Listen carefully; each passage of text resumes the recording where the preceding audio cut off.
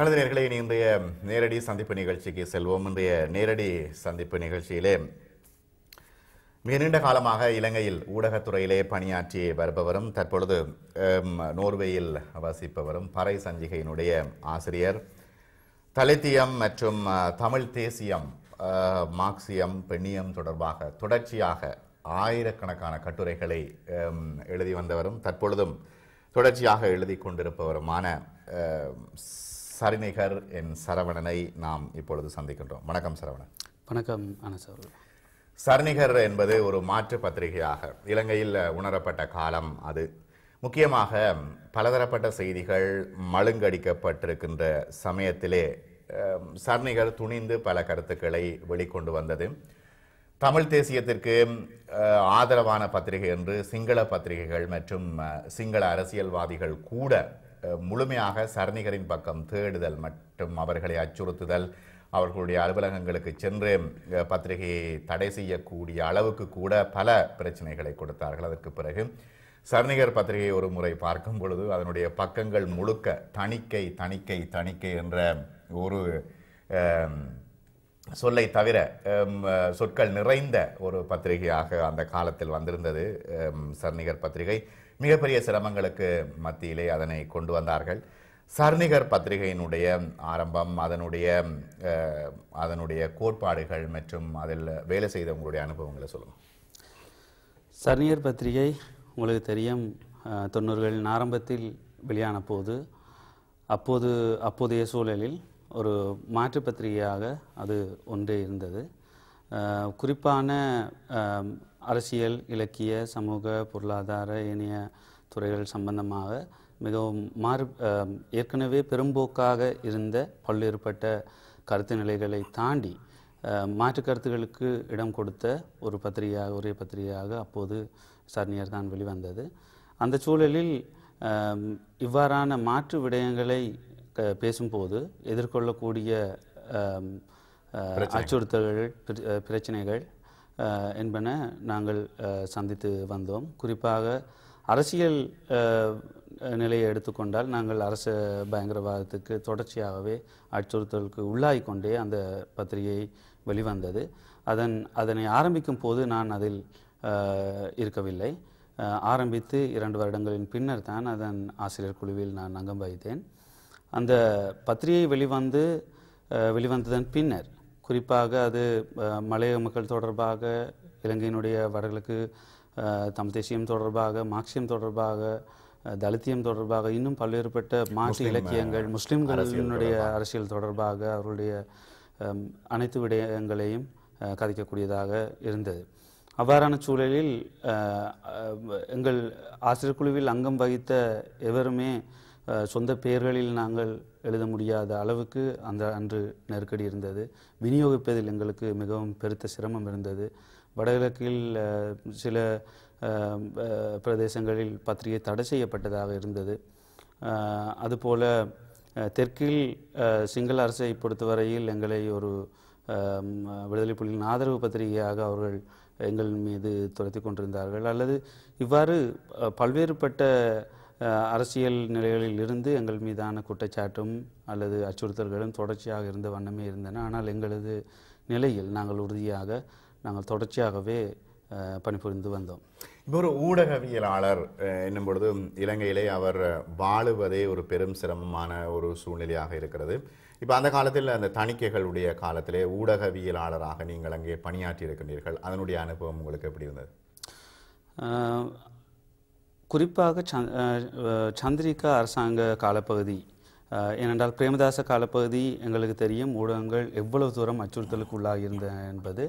அதுபோல இலங்கையில் பொதுவாக கூறுவார்கள், பிரேமதாச காலப்பகுதியில் மிகவும் ஊடகவியலாளர்கள் மீதான அச்சுறுத்தல் அதிகரித்திருந்த ஒரு காலப்பகுதியில் ஏராளமான பத்திரிகைகள் சிங்கள சூழலை பொறுத்தவரையில் குறிப்பாக யுக்திய, ராவிய போன்ற பத்திரிகைகளின் விநியோகம் அதிகமாக இருந்தது. ஏறத்தாழ ஒவ்வொரு பத்திரிகையும் தலா 60,000க்கும் மேற்பட்ட பிரதிகள் அன்றைய அளவில் அச்சு செய்தார்கள்.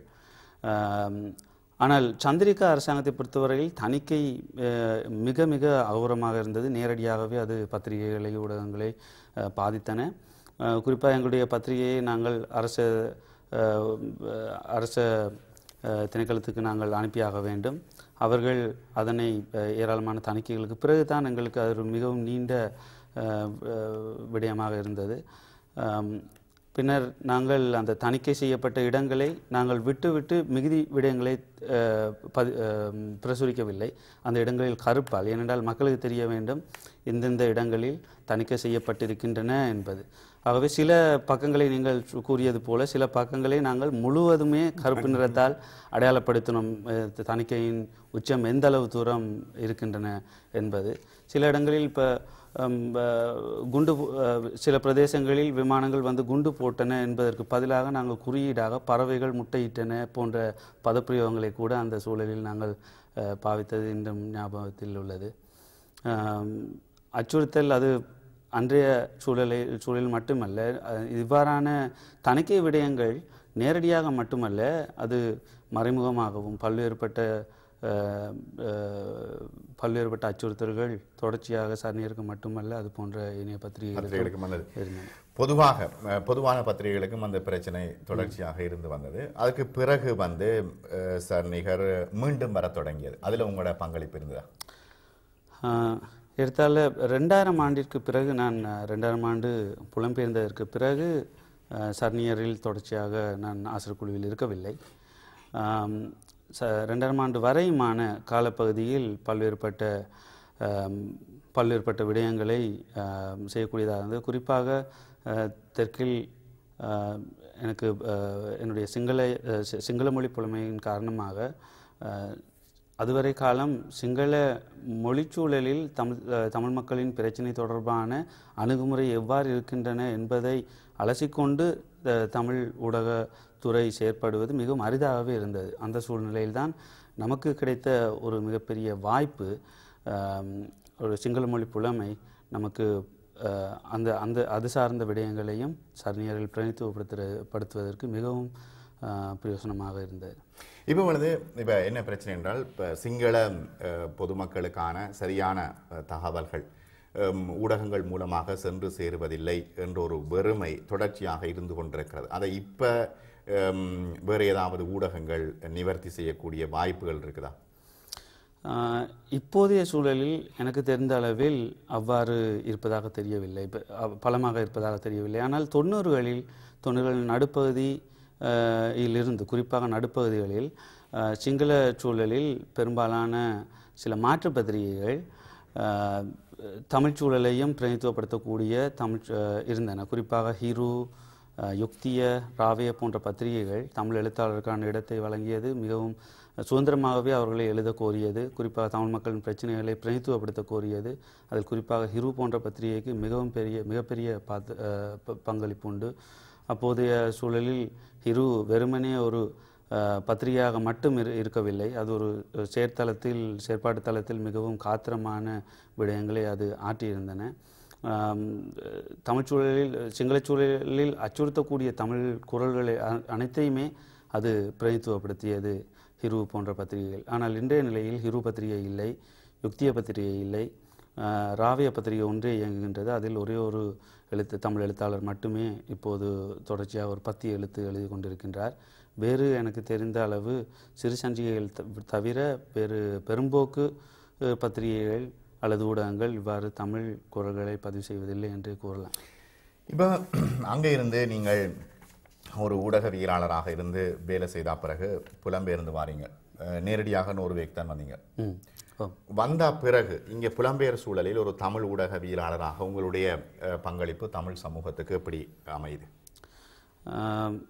வந்ததன் பின்னர் தொடர்ச்சியாக சரணியரில் என்னுடைய எழுத்துக்கள் இருந்தன. குறிப்பாக அது வெறும் செய்தியிடல் என்கின்ற அளவில் இருக்கவில்லை. என்னுடைய 10 எழுத்துக்களே அரசியல் ஆய்வு கட்டுரைகளை எழுதி வந்தேன்.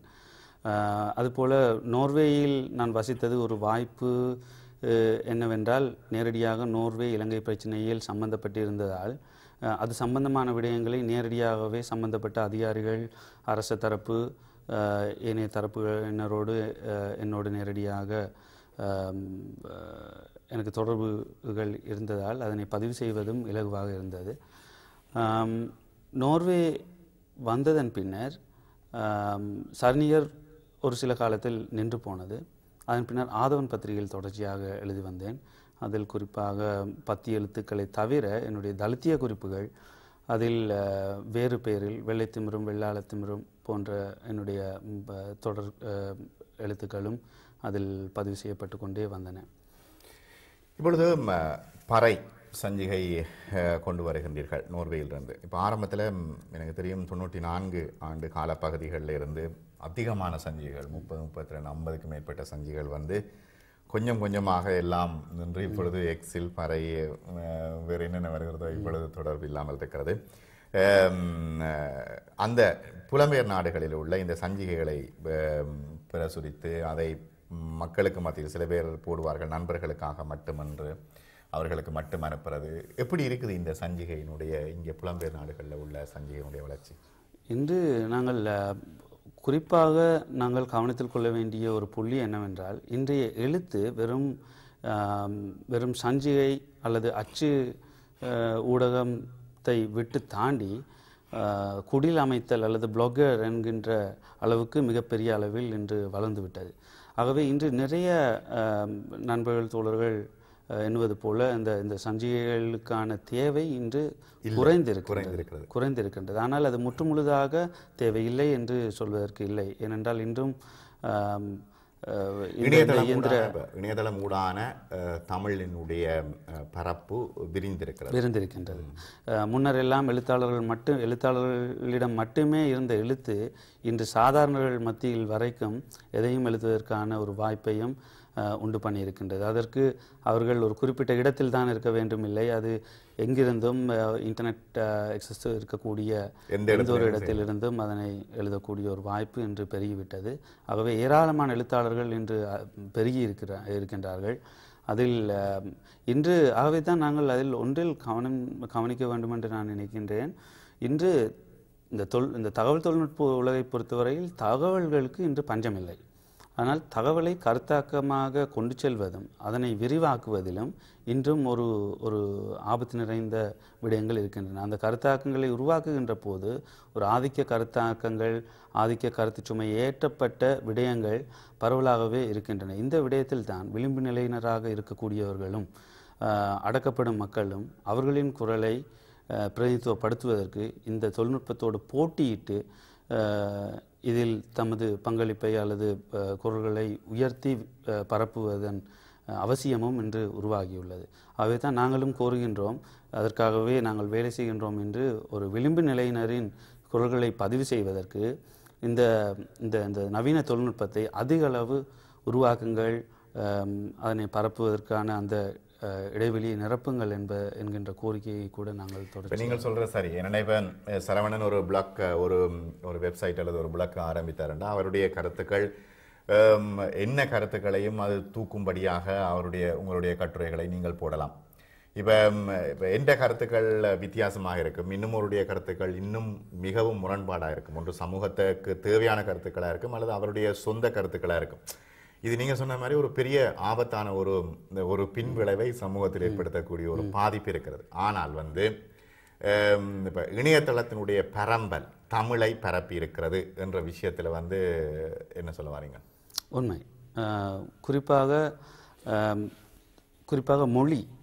மொழி இன்று வளப்படுத்துவதற்கும் தமிழ் மொழியின் வளத்திற்கும் கூட வளப்படுத்துவதற்கும் கூட இன்று இந்த பிளாகர் என்கின்ற விடயம் அதிகமாகவே பங்களித்து வேகமாக அது இந்த உலகில் அது பெருகி வருவதையும் போயிருப்பதையும் நாங்கள் காண்கின்றோம். அந்த அளவில் பிளாகர் என்னுடைய வருகைக்கு பின்னர் அது சாதாரணர்கள் மத்தியிலும் நிறையவே சாதாரண எழுத்தாளர்கள் மத்தியில் ஒரு கணினி இல்லாதவர் கூட ஒரு இன்டர்நெட் கஃபேயில் போய் தன்னுடைய எழுத்தை பதிவு செய்கின்ற ஒரு வாய்ப்பு இன்று வளர்ந்துள்ளது. அது உண்டு. ஆனால் இப்போ புலம்பெயர் நாடுகளில் இங்கே இடம்பெயர்ந்த நாடுகளில் இருக்கின்ற வாய்ப்பு இப்போ இலங்கையில் குறைவு இல்லையா? இப்போ அவ்வளவு ஸ்பீடாயும் கூட அவர்கள் அதை செய்ய முடியாத ஒரு சூழ்நிலை அங்கே இருக்கிறது. ஆகவே இப்போ இங்கே இருந்து கொண்டு எங்களோட சிந்தனைக்கும் அதை அங்கே இருந்து பார்க்குற சிந்தனைக்கும் இடையில வித்தியாசங்கள் இருக்குது. இதுக்கிடையில் ஒரு முக்கியமான விஷயம் ஒன்று சொன்னீங்க. நீங்கள் இந்த உங்களுடைய ஆய்வு கட்டுரைகள் பெண்ணியம், தலித்தியம், மார்க்சியம், தமிழ் தேசியம் தொடர்பாக தொடர்ச்சியான ஆயிரக்கணக்கான கட்டுரைகள் வேறு வேறு புனைப்பெயர்கள் எல்லாம் வந்திருக்குது. சர்ணிகள் போன்ற எல்லா பத்திரிகைகள், ஆதவன் போன்ற பத்திரிகைகள் வந்திருக்கு. இதில் முக்கியமாக தலித்தியம் தொடர்பாக நீங்கள் அதிகமே எழுதியிருக்கின்றீர்கள். சரணிகள் அருந்ததியன் என்ற பெயரில் எழுதியிருக்கின்றீர்கள். உண்மையில் இப்போ தலித்தியத்தினுடைய நிலைமை இலங்கையில் தற்பொழுது எப்படி இருக்கு? தலித்தியம் சம்பந்தமாக நாங்கள் பேச வேண்டிய நிர்பந்தம் ஏற்பட்டதுக்கான காரணம் தொடர்ச்சியாக, குறிப்பாக நான் ஒரு தலித் சமூகத்தை சேர்ந்தவன். நான் பிறந்தது கொழும்பில். சிறுவயதிலிருந்து நான் நேரடியாக கண்டு அனுபவித்த விடயங்கள் நிறையவே இருக்கின்றன. இந்த சூழலில் என்னுடைய விளிம்பு நிலை சார்ந்த என்னுடைய சமூகம் சம்பந்தமான கவலையும் அதன் மீதான அதன் விடிவுக்கான ஒரு ஓர்மம் மிகுந்த வேட்கையும் இருந்து கொண்டே இருந்தன. இந்த சூழலில் தான் ஒரு இடதுசாரி அரசியல் எங்களுக்கு மிகவும் பக்கபலமாக இருந்தது. இந்த விடயங்களை ஆழமாக பார்ப்பதற்கான ஒரு கருத்து நிலையை எமக்கு தந்தது. இந்த சூழலில் நிறப்பிரிகையின் பங்களிப்பு உங்களுக்கு தெரியும்.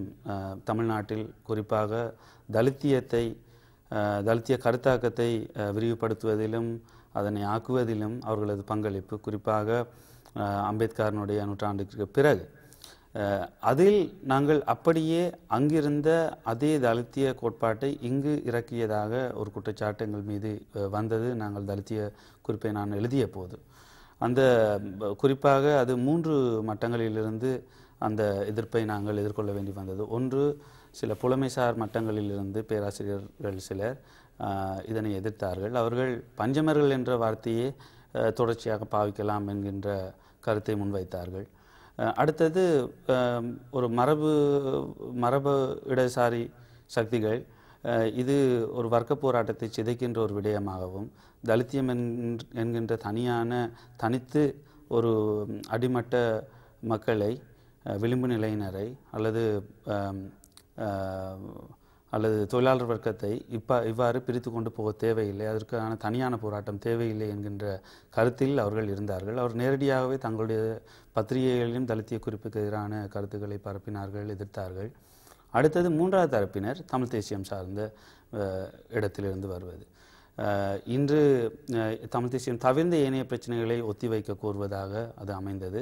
வழமை போல பெண்ணியம், மார்க்சியம் அல்லது தலித்தியம் அல்லது அவ்வாறான சமூகத்தில் இருக்கக்கூடிய எல்லா பிரச்சனையுமே ஒத்திவைக்க கோரியும் தமிழ் தேசியம் மட்டுமே சமகால பிரச்சனை என்றும் சொன்னார்கள்.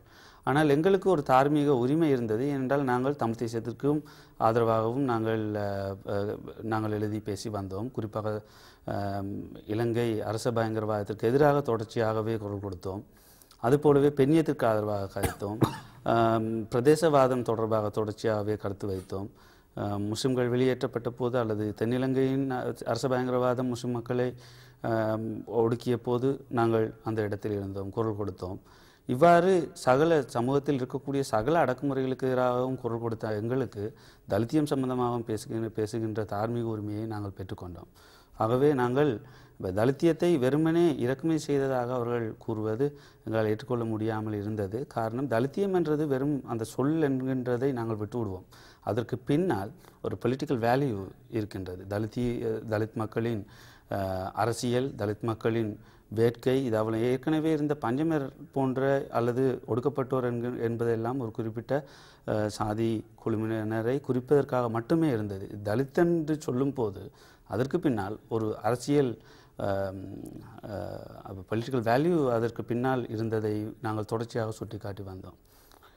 இப்போ இந்த இடத்துல போராட்ட இயக்கங்கள் தோன்றின பிறகு இந்த தலித்தியம் தொடர்பான பேச்சுக்கள், நீங்கள் சொன்னது போல தமிழ் தேசியத்தை முன்னிலைப்படுத்தி தலித்தியம், பெண்ணியம், மார்க்சியம் தொடர்பான பேச்சுக்களை ஒத்திவைத்தது ஒரு பக்கம்.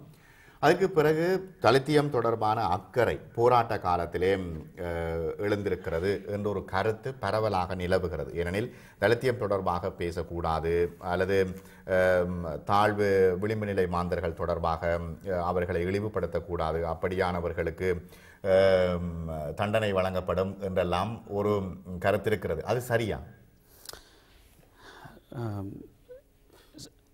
சமூகத்தில் ஒரு அடக்குமுறை மிகுந்த ஒரு சூழலில் அனைத்து அடக்குமுறையாளர்கள் அடக்குவோர் தரப்பிலிருந்து வரும் குரல் எல்லாமே இந்த பெரும்போக்கு கருத்து நிலையிலிருந்து மாறுபட்டு ஒரு ஒரு சிறுபான்மை கருத்தாகத்தான் முதலில் அது வெளிப்படும். அவ்வாறு வெளிப்படுகின்ற போதெல்லாம் ஒரு மிகப்பெரிய சவாலை எதிர்கொள்ள வேண்டி வரும், மிகப்பெரிய எதிர்ப்புகளை நாங்கள் எதிர்கொண்டே ஆக வேண்டி வரும். அது பெண்ணியமாக நாங்கள் சர்ணியரில் உங்களுக்கு தெரியும், அதற்கு பின்னர் கூட அது வளர்ச்சி அடையவில்லை என்று நினைக்கின்றேன். சர்ணியரில் பெண்ணியம் தொடர்பாக பேசப்பட்ட போது பாலியல் விடயங்களை மிகவும் பகிரங்கமாக நாங்கள் தமிழ் சூழலில் பேசிய போதெல்லாம் இவ்வாறான நெருக்கடிகளை நாங்கள் சந்தித்தோம். அப்போது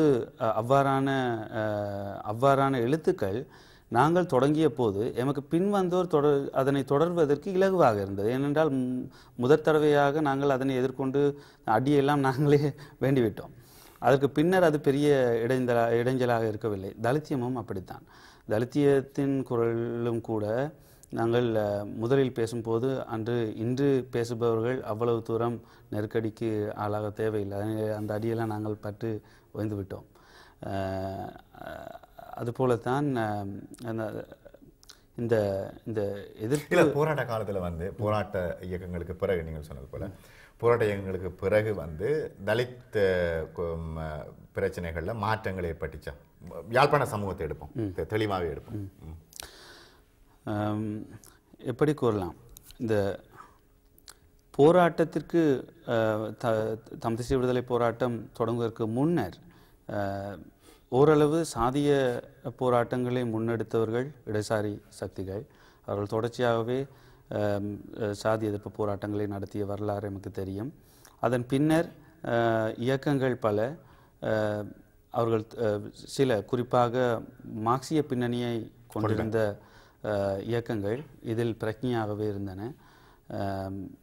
தலித்திய குறிப்பாக சாதி எதிர்ப்பு விடயங்களில் மிகவும் உறுதியாகவே அவர்கள் பணிபுரிந்தார்கள். ஆனால் அதற்கு பிந்திய காலங்களில் எங்களுக்கு தெரியும், ஒரு ஒற்றை சிந்தனை போக்கில் தமிழ் தேசியம் தவிர்ந்த ஏனைய அத்தனையுமே இப்போதைக்கு கதைக்க தேவையில்லை என்கின்ற ஒரு குரல் மிகவும் பலமாகவே இன்று வரை அது நிலவுகின்றது. அது உள்நாட்டிலும் சரி வெளிநாடுகளிலும் சரி. ஆகவே இது இன்று இலங்கையில் பேச முடியாத அந்த சாதிய எதிர்ப்பு கோஷங்கள் இன்று தவிர்க்க முடியாமல் வெளிநாட்டில் பேச வேண்டிய நிலைக்கு உள்ளாயிருக்கின்றோம். ஆகவே தான் தலித்திய இன்று தலித் மேம்போக்கு முன்னணி போன்ற அமைப்புகள் இன்று புலம்பெயர் சூழலில் உருவாக்கப்பட வேண்டிய தேவையும் அதையொட்டியே வந்தது. இப்போ நீங்கள் சொன்னது போல புலம்பெயர் நாடுகளில் தலித்திய மேம்பாட்டு முன்னணி பல மாநாடுகளை நடத்தி இருக்கிறது இல்லையா? அது மட்டுமல்ல, நீங்கள் பிளாக்குகளையும் கருத்துக்களை எழுதி வருகிறது. முக்கியமாக இங்கே அதனுடைய தேவை இருக்குதா? என்னன்னா இப்போ இது ஒரு மறைபொருளாகவே இருக்குது. அது இருக்குதா இல்லையான்ற ஒரு பிரச்சனை இருக்குது. இப்போ தலித் விடயங்கள் தொடர்பாக ஒரு பணம் ஒரு தலித்துடைய அந்த சாதி அமைப்புகளை மறைக்கிறது என்று ஒரு சாரார் இருக்கணும். ஆனால் சாதி அமைப்புகளை கட்டி காத்து கொண்டு இன்னும் இருக்கிறவர்கள் இருக்கிறார்கள். அதில் எந்த மாற்று கருத்துக்கும் இடமில்லை. ஒரு குழப்பமான ஒரு சூழ்நிலை புலம்பெயர் நாடுகளில், இடம்பெயர்ந்த நாடுகளில் இருக்குது. சரியா? உண்மை. நீங்கள் முக்கியமான கேள்வி ஒன்றை கேட்டிருக்கின்றீர்கள். அது எனக்கும் இது ஒரு மிகவும் நல்ல சந்தர்ப்பம். இது சம்பந்தமாக கொண்டு செல்வதற்கு இந்த ஊடகத்தை பயன்படுத்துவது என்பது, தலித்தியம் என்பது புலம்பெயர் சூழலில் கதைக்க வேண்டிய தேவை இருந்ததற்கான காரணம் வெறுமனே உங்களுக்கு தெரியும். உதாரணத்திற்கு நாங்கள் இந்திய வம்சாவளியினரின் இலங்கைக்கு இறக்கப்பட்ட காலப்பகுதிக்கே செல்வோம். 1830களில் இந்தியாவிலிருந்து இறக்கப்பட்ட இந்திய தொழிலாளர்களாக இறக்கப்பட்டவர்கள் இந்தியாவிலிருந்து இறக்கும் போதே அவர்கள் சாதியத்தையும் சேர்த்துத்தான் ஆங்கிலேயர்கள் இறக்கினார்கள். என அவ்வாறு இறக்கும் போது அவர்கள் சாதிய அமைப்பு முறையும் சேர்த்து இறக்கியதன் பலன் அல்லது அவர்களுக்கான வசதி என்னவென்றால், ஏற்கனவே சாதி அமைப்புக்குள் இருக்கக்கூடிய அந்த ஹைரார்க்கியல் ஸ்ட்ரக்சர், அந்த படிநிலை அமைப்பு இவர்களின் வேலை பயிர்வுக்கும் மிகவும் இலகுவாக இருந்தன. அதன் காரணமாக அதை அப்படியே இறக்கினார்கள். அதையும் சேர்த்து அதை அப்படியே மெயின்டைன் பண்ணினார்கள். அதுபோலத்தான் நான் நினைக்கின்றேன், போராட்டத்திற்கு பின்னர் இன்று புலம்பெயர் சூழலில் புலம்பெயர்கின்ற போதும் அவர்கள் சாதியத்தையும் சேர்த்து தான் புலம்பெயர்த்தார்கள் என்பதையும் நாங்கள் கவனத்தில் கொள்ள வேண்டும். அவ்வாறு செய்ததன் பின்னர் நாங்கள் தலித்தியம் பற்றி பேசும்போது வெறுமனே அது புலம்பெயர் சூழலில் நாங்கள் தலித்திய விடுதலை என்கின்ற கோஷத்தை வைக்கவில்லை. அது உண்மையில் இன்று இலங்கையில் ஒரு ஒரு விடுதலை, இலங்கையில் ஒரு விடுதலை, தமிழ் மக்களின் விடுதலை வெறும் தமிழ் தேசிய விடுதலையில் மட்டும் தங்கி இல்லை.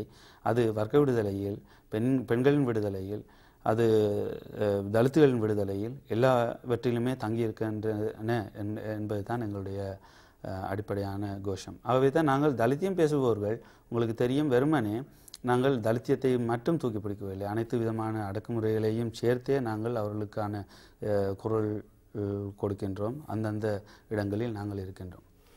நல்லது. என் சரவணன் எங்களோடு இருக்கின்றார். தொடர்ச்சியாக நாங்கள் உரையாடுவோம். இப்பொழுது ஒரு சிறிய இடைவேளைக்கு பிறகு தொடர்ச்சியாக இந்த உரையாடல் தொடரும்.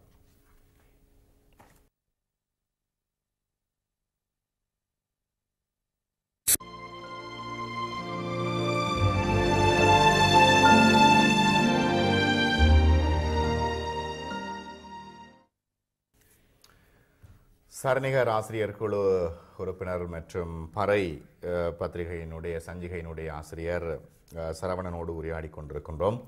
பொதுவாக தலித்தியம் தொடர்பான ஒரு உரையாடல் மிக அவசியமாக தேவையாக இருக்கிறது புலம்பெயர் நாடுகளில். ஆனால் புலம்பெயர் நாடுகளில் இப்போ இலங்கையிலிருந்து புலம்பெயர்ந்து இடம்பெயர்ந்து இங்கே வந்திருப்பவர்கள் நீங்கள் சொன்னது போல அங்குள்ள சிந்தனைகளையும் அப்படியே தூக்கி கொண்டு வருகின்றார்கள். இது கலாச்சார ஒரு பிரச்சனையாக இருக்கிறது. ஆனால் இப்ப இங்க சாதி தொடர்பாக பேசுகின்றவர்கள் நேரடியாகவே எப்படி இங்குள்ள வெள்ளைக்கார சமூகத்தினரோடு அவர்கள் இணைகின்றார்கள், திருமண பந்தத்தில் கூட இணைகின்றார்கள். அப்ப இது எந்த உறுத்தலையும் ஏற்படுத்தவில்லையா என்ற ஒரு கேள்வி வருது.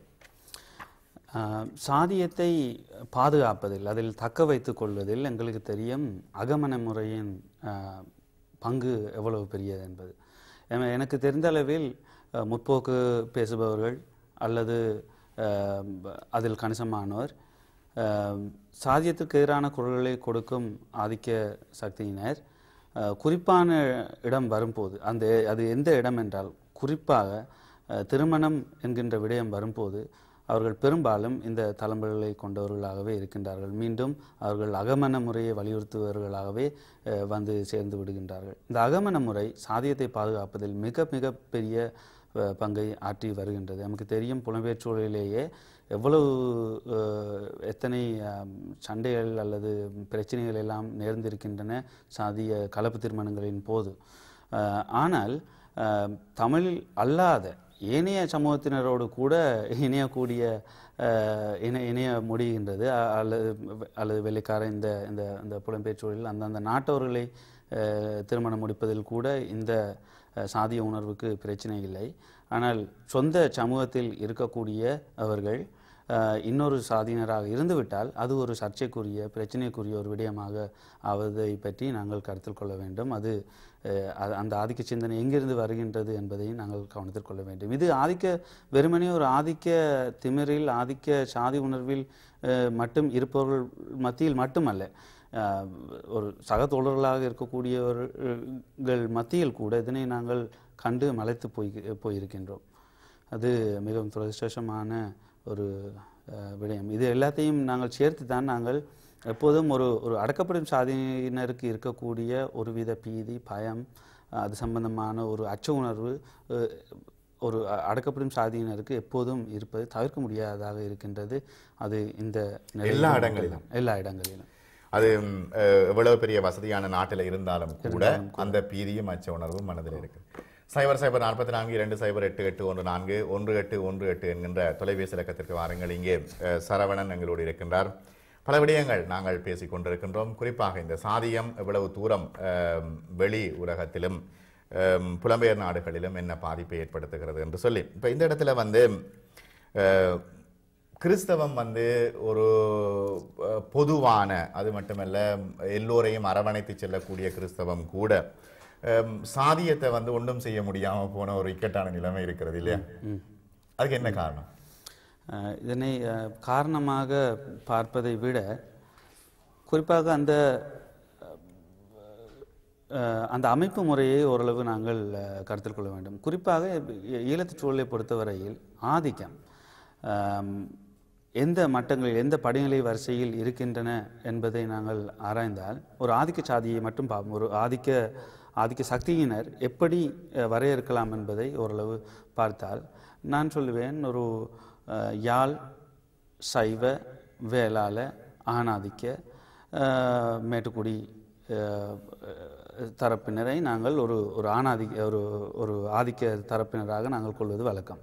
இது தவிர மறுதலையாக அடக்கப்படும் மக்களின் விளிம்பு நிலையில் இருப்பது யார் என்று கேட்டால் ஒரு அடக்கப்படும் சாதியைச் சேர்ந்த நாங்கள் பார்க்கணும் சாதி, வர்க்கம், பிரதேசம், மதமும் சேர்ந்து, அதாவது நீங்கள் யாழ் சைவ வேளாளர் மட்டும் யாழ் கிறிஸ்தவ வேளாளர்கள் என்று வரும்போது அது ஆணாதிக்க சுரண்டும் வர்க்க என்றெல்லாம் பார்த்தால் அது கிறிஸ்தவர்களாக இருப்பதால் அது அடுத்த மட்டத்திற்கு போய்விடுகின்றது. ஆகவே நாங்கள் அடக்கப்படுபவர்களை நீங்கள் பார்த்தீர்கள், ஒரு தலித் பெண் அதிகமாக அடக்கப்படுபவராக நாங்கள் இது பண்ணலாம். அது ஒரு வர்க்க ரீதியிலையும் ஒரு ஆணாதிக்கத்திற்கு பலியாகின்ற ஒரு பெண்ணாகவும், அதே நேரத்தில் அடக்கப்படும் சாதி எல்லாவற்றையும் சேர்த்தே நாங்கள் மேலும் இன்னொன்றையும் சேர்த்துக்கொள்ள வேண்டும், நிறத்தையும் சேர்த்தே நாங்கள் பார்க்க வேண்டும். இவர்கள் திடீரென்று புலம்பெயர்ந்து விட்டால் கூடவே இன்னொன்றும் சேர்ந்து கொள்கின்றது பிரத்யேகமாக, அது வெளிநாட்டவர் அல்லது போனால் கற்பினத்தவர் என்கின்ற அதையும் சேர்த்து. இப்போ நான் அதனை உணர்கின்றேன். நான் கிட்டத்தட்ட இந்த சூழலிலிருந்து தனிமைப்படுகின்ற நிலைமையில் வரும்போதெல்லாம் நான் அதனை உணர்கின்றேன். வெறுமனே இவ்வளவு காலம் நாங்கள் ஒரு தலித்தாக வரைக்கும் நாங்கள் எதிர்கொண்ட பிரச்சனை மேலதிகமாக இன்று இன்னொரு நாட்டில் நிறமும் சேர்ந்து அல்லது வெளிநாட்டவர் என்கின்ற அந்த அடையாளமும் சேர்த்தே இன்று மேலதிகமான ஒரு அடக்குமுறை வடிவத்தை நாங்கள் எதிர்கொள்கின்றோம். உண்மைதான். வணக்கம். வணக்கம். ரொபின் சொல்லுங்க. ரொபின் சொல்லுங்க. ரொபின் பேசுங்க. என்னன்னு கேட்டா, இதுல நிறைய விஷயங்களை கதைக்க இருக்கு. நான் இவரோட இந்த மனந்திறந்து கதைக்கலாம்னு நினைக்கிறேன். பேசுங்க. இதுல இவர் சொன்ன இருப்ப தான் ஒரு தனிப்பினத்தை சார்ந்தவர். இவர்கிட்ட கேளுக்கு இப்ப நிறைய விஷயம் கதைக்கிறதுக்கு தெளிவான சத்தம்னாங்க. இவர்கிட்ட மனநிலையை பாருங்க. அங்க கொழும்புல வாழ்ந்ததுக்கும் ஏற்கனவே இந்த பத்திரிகை தீவிர ஆதரவாளர் தீவிர ஆதரவாளர்னா காலப்போக்கில் எனக்கு விடுபட்டு போச்சுது. இவர்கிட்ட மனநிலையை கேட்டு பாருங்க. இவரே சொல்லுவார், கொழும்புல வாழ்ந்ததுக்கும் இங்கு வாழ்ந்ததுக்குள்ள வேறுபாடு அவருக்கே தெரியும். அப்ப இங்க வந்தோன்னு ஒரு ஏற்ற இறக்கம் எண்ணங்களாலே எங்களுக்குள்ள ஒரு ஏற்ற இறக்கம் ஒன்று வருது. கொழும்புல இருந்ததுக்கும் ஐரோப்பால இடம்பெயர்ந்த பிறகும் ஒரு ஏற்ற இறக்கம் வருது. அந்த ஏற்ற இறக்கத்திலே இருந்து வேறுபாடுகளால உணர முடியும். நீங்களே அழகாக சொல்ற ரெண்டு பேரும் பிரச்சனை என்ன, பிரச்சனைக்கு என்ன விட என்றது அழகாக படியா கலைக்கிறீர்கள். இங்க இடம்பெயர்ந்த பிறகு வந்த ஏற்ற இறக்கங்கள் இங்க இருந்து கொண்டு சிந்திக்கிற சிந்தனைகள் அதுதான் மிக ஆபத்தானது. ஆபத்தான பின்விளைவுகளை தருதுன்னு சொல்லி இப்ப நீங்க அனசே வழியா சொல்லி இருக்கிறீர்கள். இங்க இருந்தோன்னு செய்யற விஷயங்கள் தான், சிந்திக்கிற சிந்தனை எல்லாம் அந்த மக்களுக்கு சரியாக போய் சேர்றதில்லை. அங்க போய் சேரால அது பின்விளைவு பாதகமாத்தான் இருக்கு. நிச்சயமாக அது நல்ல ஒரு விடைய தராது எங்களுக்கு. அந்த மக்களோட இருந்து அந்த மக்களாக இருந்து சிந்திச்சு அந்த மக்களுக்குரிய சேவையை செய்கிறது தான் அப்பாப்புல அமிர்தலிங்கமாக்கள், ஸ்ரீ சவாரத்மாக்கள், பத்மநாமாக்கள் அங்க இருந்து சிந்திச்சுட்டு அந்த மக்களுடைய பிரச்சனை அறிஞ்சு அவங்களுக்கு சேவை செய்ய விடுத்தார்கள். நல்லது ரோபின், நல்லது. உங்களோட கருத்து, உங்களுடைய கேள்வி எனக்குள்ளேயும் இருந்தது தான். இப்போ அதுக்கு ஏற்கனவே சரவணன் கொஞ்சம் பதில் சொல்லியிருக்கிறார். இப்போ தலித்துகளுடைய பிரச்சனைகளோ அல்லது ஒடுக்கப்பட்ட மக்களுடைய பிரச்சனைகள் தொடர்பாக இங்கே நாங்கள் இடம்பெயர்ந்த நாடுகளில் இருந்து சிந்திச்சு அங்கு உள்ளவர்களுக்கு என்ன பிரயோசனம் தரும்? உண்மை. இப்போ ஒரு பத்திரிகையாளனாக, ஒரு அரசியல் செயற்பாட்டாளனாக எங்களுக்கு இருந்த அச்சுறுத்தலின் உச்சபட்ச நிலை அடையும் போது எங்களுக்கு புலம்பெயர்ந்த நாட்டுக்கே போக முடியாத ஒரு நிலை இன்று உருவாகிவிட்டது. என் போன்ற பல நண்பர்கள் சரணியரில் பெரும்பாலான 90% ஆசிரியர் குழுவைச் சேர்ந்த உறுப்பினர்கள் இன்று இந்த அச்சுறுத்தலின் காரணமாக புலம்பெயர வேண்டி நேரிட்டு விட்டது. ஆனால் இருந்த நாள் வரைக்கும் நீங்கள் அந்த நண்பர் ரோபின் கூறியது போல நாங்கள் தளத்தில் இருக்கும்போது வெறுமனே பத்திரிகையாளர்களாக மட்டும் நாங்கள் செயற்படவில்லை, நாங்கள் ஒரு செயற்பாட்டாளர்களாகவுமே நாங்கள் இருந்தோம். குறிப்பாக கொழும்பு சூழலில் தலித்துகளுக்கான அமைப்பொன்றில் நான் தீவிரமாக வேலை செய்தேன். சகல எரிபுறங்கள் எனும் மேலும் ஏனைய இடங்களில் அருந்ததியர் மீட்பு முன்னணி என்கின்ற அமைப்பை உருவாக்கி அதற்கூடாக எல்லாம் நாங்கள் செயற்பட்டோம். ஆனால் இன்று துரதிர்ஷ்டவசமாக இன்று நாட்டுக்கு போக முடியாத நிலையில் நாங்கள் புலம்பெயர் சூழலில் இந்த கருத்து உருவாக்கத்திலும் கருத்து விரிவாக்கத்திலும் நாங்கள் பாரிய பங்கை ஆற்றுகின்றோம் என்று தான் நான் நம்புகின்றேன். மேலும் சில செயற்பாடுகளை நாங்கள் அங்கு இருப்பவர்களை கொண்டு இன்னும் செய்து கொண்டு தான் இருக்கின்றோம். ஆனால் இதற்காக புலம்பெயர்ந்ததன் பின்னர் நாங்கள் இங்கிருந்து அங்கே என்ன செய்ய போகின்றோம் என்கின்ற கேள்வி ஓரளவு அபத்தமானது என்று நான் நினைக்கின்றேன். நல்லது. இன்னும் ஒரு நேயர். வணக்கம். வணக்கம். வணக்கம். இல்லை, அவருடைய தொலைபேசி அழைப்பு கிடைக்கல. இப்பொழுது இப்போ புலம்பெயர் சூழல்களில் நீங்கள் சொன்னீங்கள் திருமணம் என்று வரும்பொழுது இது பெருசாக தூக்கி எடுக்கப்படுது வெளியில் என்று. ஆனால் மிக அதிகமான இடங்களில் ஒரு இது ஒரு சிக்கலாகவே இருக்குதா தொடர்ச்சியாக? சாதியம் எப்போதும் ஒரே வடிவத்தில் இருக்க வேண்டும் என்கின்ற நிபந்தனை இல்லை.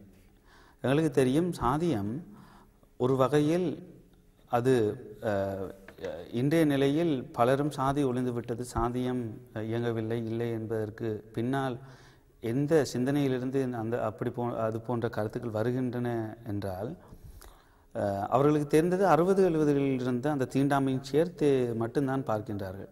நாங்கள் எங்களுடைய கருத்து என்னவென்றால் சாதியம் அது வடிவத்தால் எப்போதும் தன்னை தகவமைத்து கொண்டிருக்கும். மாறுகின்ற மாற்றங்களால் கால மாற்றத்தால் அது தன்னையும் தகவமைத்து கொண்டு புதிய வடிவங்களில் மாடர்னைஸ் ஆகி கொண்டு இருக்கும். அதுபோல தான் இங்கும் அது இன்னொரு வடிவத்தில் இயங்குகின்றது. இன்று தீண்டாமை இல்லை என்பதற்காக சாதியம் இல்லை, சாதியம் ஒழிந்துவிட்டது என்கின்ற முடிவுக்கு வருவதில் உள்ள ஆபத்துகளை நாங்கள் கவனத்தில் கொள்ள வேண்டும். இப்போ இப்போ அங்கே முக்கியமாக நீங்கள் சொன்ன சரி, இப்போ அங்கே உள்ள நிலவரங்கள், அந்த காலத்து நிலவரங்களை மட்டும் வச்சுக்கொண்டு அதே சிந்தனையோடு நாங்கள் இதனை நாட முடியாது. இங்கேயும் ஆலய பிரவேசங்கள் மறுக்கப்படுதா? ஒரு கேள்வியாகவே கேட்குறேன்னா. இன்றைய சூழலில் தன்னை ஒரு அடக்கப்படும் சாதியினராக இருக்கக்கூடியவர், ஒரு அடக்கப்பட்ட சாதியைச் சேர்ந்தவர் தன்னுடைய சாதியை கூறி அடையாளப்படுத்துகின்ற போக்கு இங்கு இல்லை. அதுபோல துருவி தேடுகின்ற ஒரு போக்கு இருக்கு. ஆதிக்க சாதி என்றால் நீங்கள் கூறியது போல் ஆதிக்க சாதி என்றால் துருவி தேடுகின்ற போக்கு நிச்சயமாக இருக்கின்றது. சமீபத்தில் எனக்கு அதுவரை காலம் என்னை பெயர் சொல்லி அல்லது மாஸ்டர் என்று கூறி வந்த ஒரு சிலர் இன்று சமீப காலமாக இந்த கடந்த 2 மாதங்களுக்குள் என்னுடைய பெயர் இணையதளங்களில் என்னுடைய சாதியும் சேர்த்து பேசப்பட்ட போது பெரும்பாலும் இந்த இலக்கிய அரசியல் சூழலில் மட்டுமே என்னுடைய பின்னணியை அறிந்திருந்தார்கள். ஆனால் பின்னர் சாதாரணர்களுக்கும் ஓரளவு என்னுடைய சாதி தெரிந்ததன் பின்னர் மிகவும் அனாமதேய தொலைபேசி அழைப்பு, அந்த அழைப்பில் என்னுடைய சாதியை கூறி திட்டி மிகவும் தூஷண வார்த்தைகளை பேசுவது எல்லாம் கூட நான் இப்போ இது நடந்தது 2 வாரங்களுக்குள். இவ்வாறான சூழல்வற்றையுமே நான் கருத்தில் கொள்கின்றேன். அது மிகவும் வேதனையான ஒரு 3 நாள் எனக்கு மிகவும் கஷ்டமாக கூட இருந்தது. இதனை நான் என்னத்து கூறுகின்றேன் என்றால் சாதியம் எந்தளவு தூரம் இயங்கிக்கொண்டிருக்கு எங்கள் மீது சாதியத்தின் வடிவம் அது ஏற்கனவே கூறியது போல தனக்கு தேவையான இடங்களில் தகவமைத்து கொண்டே இருக்கின்றன. நீங்கள் கூறியது போல ஆலய பிரவேசம் என்கின்ற அளவில் பிரச்சனை இல்லாததுக்கான காரணம் என்னவென்றால் இங்கு பெரும்பாலானவருக்கு தெரியாது. அவர்கள் ஒரு நான் ஏற்கனவே தலித்திய குறிப்பில் ஒரு தொடராக எழுதி இந்த அடையாள தற்கொலை சம்பந்தமாக இந்த அடக்கப்படும் சாதியினர் தன்னை அடையாளத்திற்குள்ளே செய்வதில் உள்ள சாதக பாதங்களை நாங்கள் ஏற்கனவே கூறி வந்தோம். அதுபோல இன்றைய சூழலில் என்னை போல ஒரு தன்னை அறிவித்து கொண்டு ஒரு தலித்தன்று அறிவித்து கொண்டு தொழில் புரிவது என்பது அவ்வளவு சாதாரண விடயமில்லை. புலம்பெயர் நாடுகளில் ஒரு ஆபத்தான விஷயமாகவே இருக்கிறது. பேசுவோம். வணக்கம் நேரே. வணக்கம். வணக்கம். வணக்கம். யார் பேசுறீங்க? ஹலோ. ஓம் பேசுங்க. யார் பேசுறீங்க? வணக்கம். பேசுங்க. இல்லை. அப்போ இந்த இடத்துல வந்து ஏன் நீங்கள் அப்படியான ஒரு நெருக்கடிக்குள் உள்ளாக்கப்பட்டீர்கள்? என்ன காரணம்? இப்போ என்ன இருக்குது அதில்? குறிப்பாக ஒருவர் என்னுடைய தனிப்பட்ட அனுபவத்தை மட்டும் சொல்வதாக இருந்தால், என்னை புலம்பெயர் சூழலில் ஒரு தனக்கு வெளியாளாக பார்ப்பதற்கான காரணங்கள் ஒன்று உங்களுக்கு தெரியும். நான் வடகிழக்கு சமூகத்தை சேராதவன். அதுபோல் என்னுடைய சமீப காலமாக என்னுடைய சாதி அடையாளம் அவர்களுக்கு தெரிய வருகின்றது. இன்னொரு புறம் என்னுடைய மொழி அவர்களுக்கு அந்நியமாக இருக்கின்றது. பல இடங்களில் நான் யாழ் மொழி பேசவில்லை என்கின்ற, அல்லது போனால் தமிழ் உடனே கேட்டுவிட பல தடவை நான் அதனை அனுபவித்திருக்கின்றேன். நீங்கள் இந்தியனா என்று உடனே கேட்டு விடுவார்கள். அல்லது இன்னொருவரிடம் போய்கிறார், இந்தியனா என்கின்ற கேள்வி.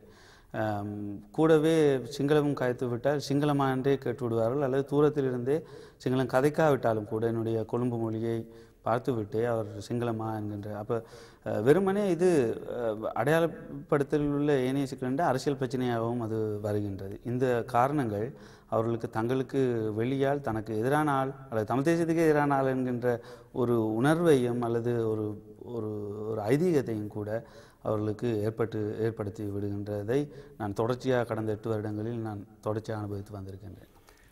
வணக்கம். வணக்கம். ஹலோ. வணக்கம். பேசுங்க. யார் பேசுறீங்க? வணக்கம் சகோதரர். வணக்கம். யார் பேசுறீங்க? ஹலோ.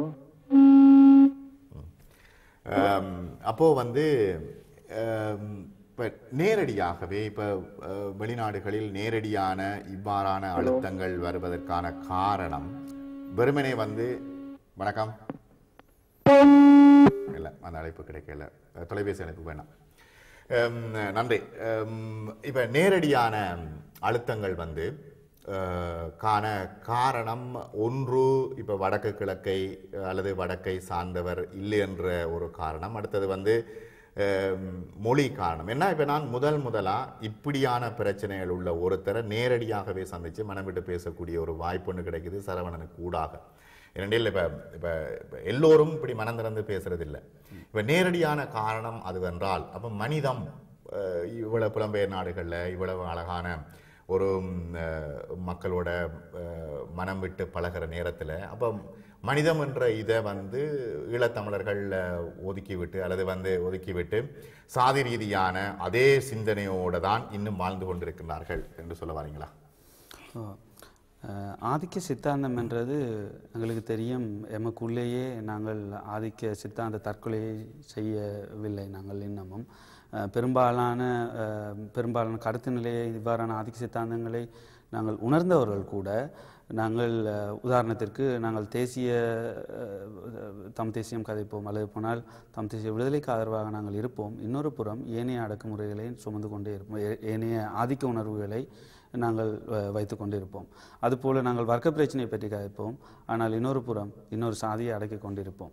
சாதிய படுகொலையை நீங்கள் பார்த்தீர்கள் என்றால் சாதிய படுகொலை எந்த ஒரு இந்தியாவை பொறுத்தவரை 3000க்கும் மேற்பட்ட சாதியினர் இருக்கு என்பது எங்களுக்கு தெரியும். இந்த சாதி கிட்டத்தட்ட ஒன்றிலிருந்து ஒன்று அடுத்தது இன்னொன்று சமமான அளவில் அது இல்லை. ஒன்றுக்கு கீழ் அடுத்தது, அதற்கு கீழ் அடுத்தது, அதற்கு கீழ் அடுத்தது என்கின்ற ஒரு படிநிலை வரிசையை அது கொண்டிருக்கின்றது. நீங்கள் பார்த்தீர்கள் என்றால் ஒரு இடைச்சாதியைச் சேர்ந்த ஒரு சாதியினர் தனக்கு மேலுள்ளவர் தன்னை இடித்துக்கொண்டே இருக்கின்றார், மிதித்து கொண்டே இருக்கின்றார் என்று சொல்லிக்கொண்டே இருக்கின்ற அதே நேரம் தனக்கு கீழ் இன்னொருவரை மிதித்து கொண்டிருப்பார். இதுதான் அந்த சாதி அமைப்பு. ஆகவே ஒரு அது உணர்வு நிலையிலிருந்து வர வேண்டும். தனக்கு கீழ் இருப்பவரையும் தனக்கு சமனாக மதித்து கொண்டு அல்லது மேலுள்ளவர் மிதிக்கும் போது அதற்கு எதிராக போராடுவதற்கும் கீழுள்ளவரையும் சேர்த்து கொண்டு போராடுகின்ற அந்த பக்குவம் வர வேண்டும். இலங்கை அரசியலையும் இருக்கின்றன. அது பல விடயங்களில் நாங்கள் பிரயோகிக்கலாம் அந்த படிநிலை அடக்குமுறை விடயங்களை. ஆகவே தான் நாங்கள் ஒரு சாதிய அடக்குமுறைக்கு எதிராக அல்லது ஒரு தமிழ் மக்களின் விடுதலைக்கு ஆதரவாக கதைக்கும் போது அல்லது வர்க்க விடுதலையை பற்றி நாங்கள் கதைக்கும் போது கூடவே பெண்களை ஒடுக்கி கொண்டிருப்போம். ஆகவே நாங்கள் பெண்களுக்கு அல்லது பெண்ணியம் பேசி கொண்டிருப்போம். இன்னொரு புறம் ஏனைய விடயங்களில் பெரிய அக்கறை கொள்ளாமல் இருப்போம். இது அனைத்தையும் சேர்த்த ஒரு அனைத்து அடக்குமுறைகளில் இருந்தும் தன்னை விடுவித்துக் கொள்வதோடு அதற்கு எதிரான போராட்டங்கள் ஏனையோரை சேர்க்கும் போது மிகவும் இந்த அத்தனையும் சேர்த்து அந்த உணர்வு நிலையிலிருந்தே பணிபுரிய வேண்டிய ஒரு நிலைமை இருக்கிறது. நல்லது சரவணன், இவ்வளவு நேரமும் நாங்கள் உங்களுடைய அனுபவங்களையும் மற்றும் தலித்தியம் தொடர்பாகவும் ஒரு தெளிவான விளக்கத்தை தந்தீர்கள். தொடர்ச்சியாக உங்களுடைய பறை மூலம் இந்த கருத்துக்களை இன்னும் வெளிப்படுத்தி கொண்டிருக்கின்றீர்கள். பறை இப்பொழுது தொடர்ச்சியாக வெளிவந்து கொண்டிருக்கிறது. நல்லது சரவணன், இது தொடர்பாக அரசியலில் பெண்களின் அரசியலும் என்று என் சரவணன் இலங்கையில் எழுதிய இந்த நூல் ஒரு முக்கியமான நூலாக கருதப்படுகிறது. ஆனால் இது தொடர்பாக பேசுவதற்கு இப்பொழுது நேரமில்லை, நேரம் நிறைவடைந்து விட்டது. இன்னும் ஒரு நேரத்தில் பேசுவோம். நன்றி சரவணன், நிலைய கழகத்திற்கு வந்து இந்த காலை வேளையிலே குளிர்காலத்திலே வந்து இந்த சந்திப்பில் கலந்து கொண்டமைக்கு நன்றி உங்களுக்கு. நன்றி சார். நன்றி. நல்லது, இதோடு இன்றைய சந்திப்பு நிகழ்ச்சியை நிறைவு செய்து கொள்வோம். காலை கதை நிகழ்ச்சியும் நிறைவுக்கு வருகிறது. வணக்கம் நேயர்களே.